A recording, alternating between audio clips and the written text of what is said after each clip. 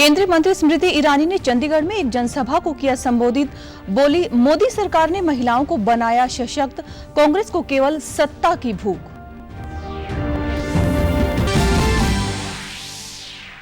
हरियाणा के वरिष्ठ भाजपा नेता मनोहर लाल ने गुरुग्राम में प्रेस वार्ता को किया संबोधित। कहा, प्रदेश की 10 सीटों पर जीतेगी भाजपा, इंडी गठबंधन पर भी साधा निशाना।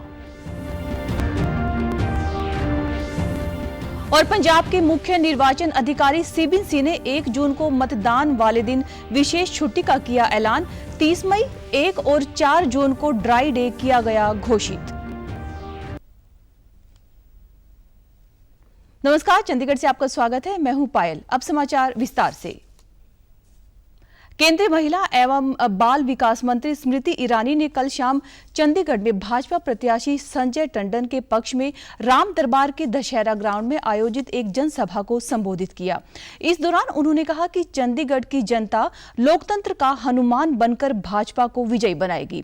उन्होंने मनीष तिवारी और पवन बंसल पर तंज कसते हुए कहा कि जो नेता मंच पर लड़ते हो वे देश का क्या सोचेंगे। उन्होंने प्रधानमंत्री का आभार व्यक्त करते हुए कहा कि उन्होंने महिलाओं को 33% आरक्षण देकर हर क्षेत्र में सशक्त बनाने का काम किया है। पीएम ने 2014 और 2019 में विकसित भारत के साथ नव भारत के निर्माण की नींव रखी थी। अब आपके सामने एक बार फिर से मौका है कि वे यहां से संजय टंडन को विजयी बनाकर देश के प्रधानमंत्री को मजबूत बनाएं।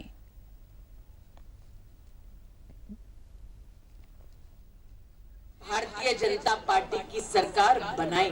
विकास का वो कौन सा अहम मुद्दा है जिस पर वो नरेंद्र मोदी को समर्थन और साथ दे रहे हैं।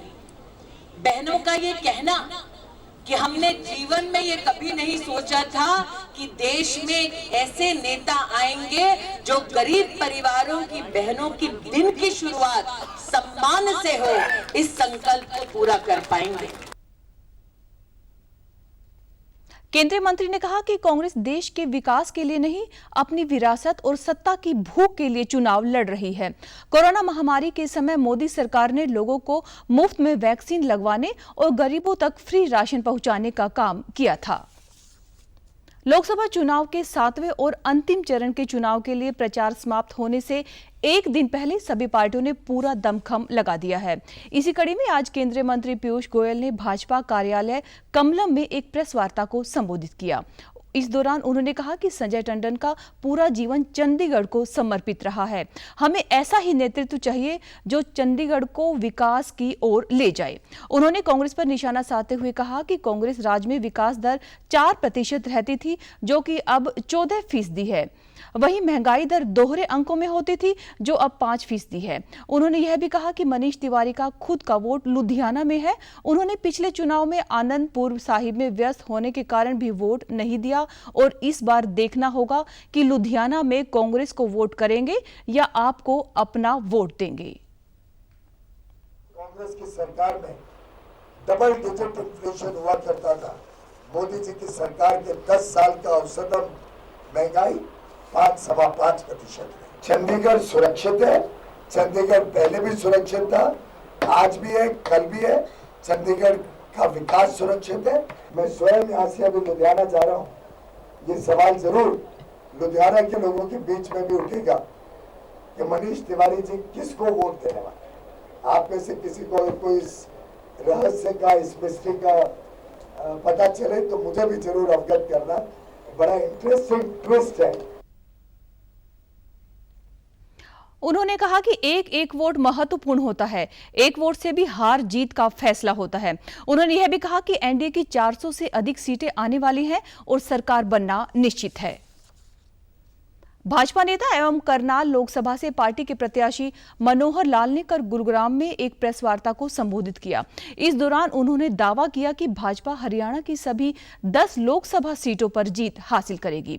हरियाणा में पिछले चुनाव के मुकाबले इस बार कम वोटिंग होने पर उन्होंने यह भी कहा कि इससे भाजपा को कोई फर्क नहीं पड़ेगा।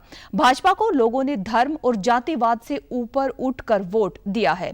एक सवाल के जवाब में उन्होंने बताया कि लोकसभा 6ठे चरण तक एनडीए 370 सीटें जीत रही है और 7वें व अंतिम चरण की वोटिंग के बाद 400 का आंकड़ा पार करेगी। जून को और इन 6 चरण में भी मुझे ऐसा लगता है कि हम 360 और 370 के आसपास पहुंचे हैं, यानी एनडीए मिलाकर। और 7वें चरण में मेरा ऐसा मानना है कि निश्चित रूप से 400 को पार करेंगे। उसके बहुत बड़े सॉलिड रीजन है, कारण है। बड़ा कारण तो ये है कि मुख्य रूप से 2 ग्रुपों में ये एक प्रतियोगिता चल रही है। इसको चुनाव कहें, लड़ाई कहें, युद्ध कहें, प्रतियोगिता कहें, कुछ भी कहें।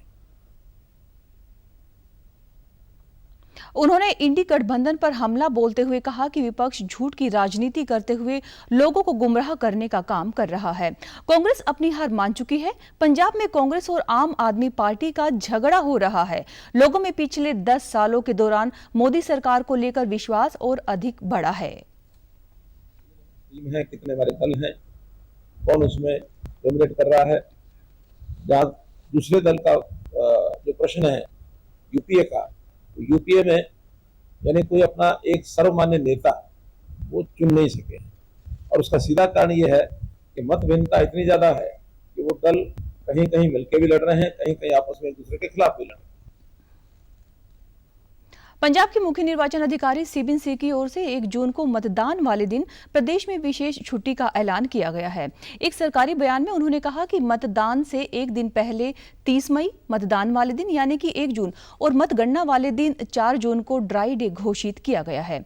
उन्होंने यह भी बताया कि राज्य की सभी सरकारी दफ्तरों, बोर्डों, कॉर्पोरेशनों और शैक्षणिक संस्थानों में 1 जून को गजटेड छुट्टी रहेगी।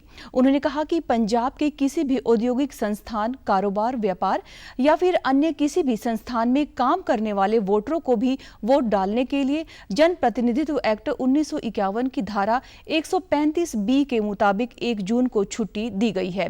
इस बारे में पंजाब सरकार द्वारा अधिसूचना पहले ही जारी की जा चुकी है। सीबिन सिंह ने कहा कि 1 जून को सुबह 7 बजे से शाम 6 बजे तक वोटें पड़ेंगी।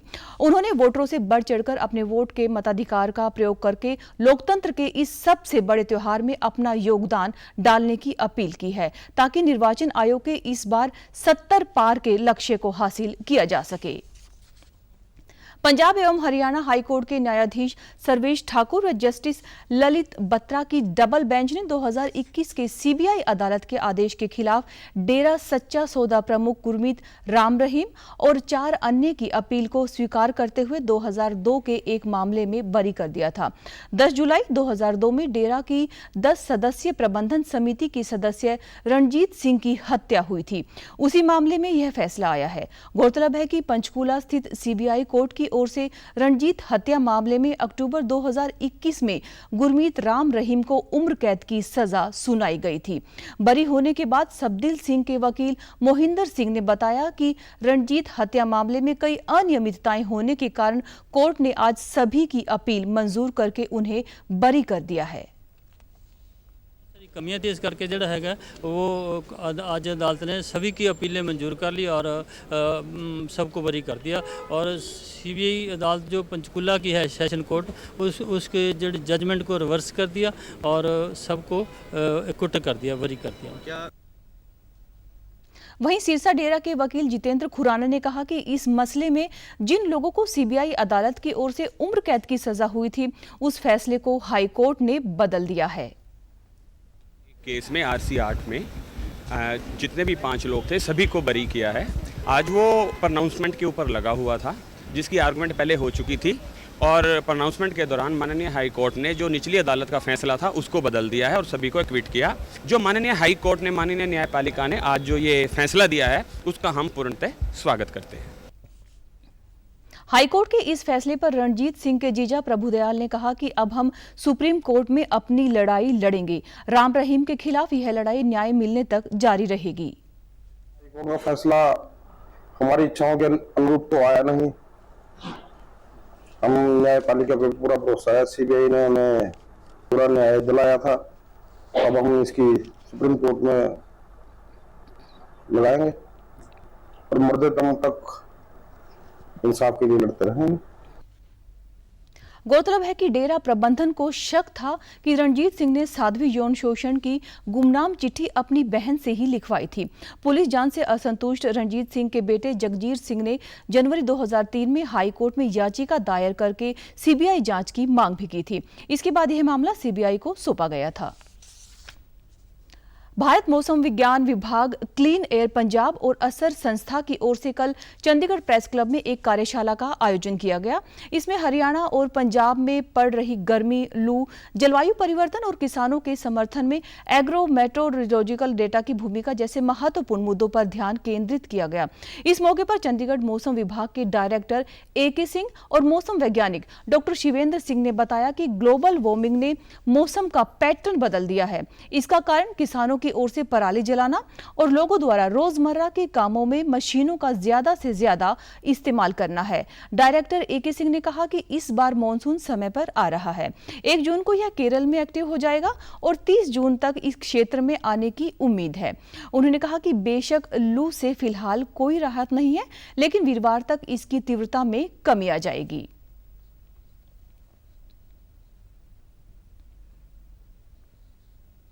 उन्होंने बताया कि इस बार पश्चिमी विक्षोभ सक्रिय नहीं होने के कारण लगातार 1 सप्ताह से तापमान 44 से 45 डिग्री सेल्सियस के आसपास बना हुआ है। कार्यशाला का महत्वपूर्ण भाग किसानों की सहायता में कृषि मौसम संबंधी डाटा की भूमिका का पता लगाने के लिए समर्पित था। मौसम विशेषज्ञों ने बताया कि इस डाटा को कैसे इकट्ठा करके विश्लेषण करने के बाद किसानों तक प्रसारित किया जाता है। इस दौरान उन्होंने गर्मी और लू से बचाव को लेकर कुछ हिदायतें भी जारी की है। दिल्ली अधीनस्थ सेवाएं चयन बोर्ड द्वारा चयनित हरियाणा के कुछ अभ्यर्थियों से EWS प्रमाण पत्र आधार पर नियुक्ति पत्र वापस लेने पर हरियाणा सरकार ने चिंता जाहिर की है। हरियाणा के मुख्य सचिव TVSN प्रसाद ने इस बारे में दिल्ली के मुख्य सचिव, दिल्ली शिक्षा विभाग के सचिव, DSSB के सचिव और दिल्ली शिक्षा निदेशालय को एक पत्र लिखा है।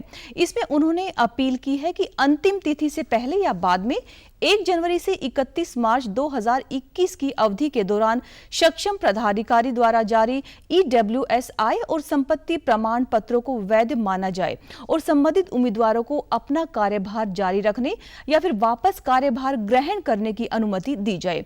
मुख्य सचिव ने स्पष्ट किया है कि उनके EWS प्रमाण पत्र पूरे वित्त वर्ष के डाटा पर आधारित होते हैं, भले ही प्रमाण पत्र इस अवधि के भीतर कभी भी जारी किया गया हो।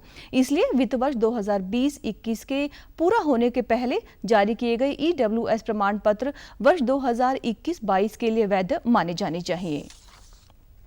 हरियाणा के पुलिस महानिदेशक शत्रुजीत कपूर ने कल कुरुक्षेत्र पुलिस लाइन में अत्याधुनिक सुविधाओं से लैस ई-लाइब्रेरी का उद्घाटन किया। इस अवसर पर उन्होंने कहा कि इस ई-लाइब्रेरी से बच्चों को उच्च शिक्षा और प्रतियोगी परीक्षाओं की तैयारी करने वाले विद्यार्थियों को बड़े पैमाने पर लाभ हासिल होगा। हरियाणा पुलिस द्वारा हर जिले में एक ई-लाइब्रेरी की स्थापना की जा रही है। उन्होंने कहा कि यहाँ उपलब्ध करवाई जाने वाली पाठ्य सामग्री से विद्यार्थियों को सीखने तथा जीवन में आगे बढ़ने की प्रेरणा मिलेगी। यहाँ पर विद्यार्थियों के लिए अत्याधुनिक फर्नीचर, डिजिटल प्लेटफॉर्म के लिए 20 कंप्यूटर, 10 किंडल और स्मार्ट बोर्ड के साथ साइबर युग में ई-बुक्स की उपलब्धता सुनिश्चित की गई है। पुस्तकालय में विदेशी भाषा लर्निंग केंद्र स्थापित किया गया है।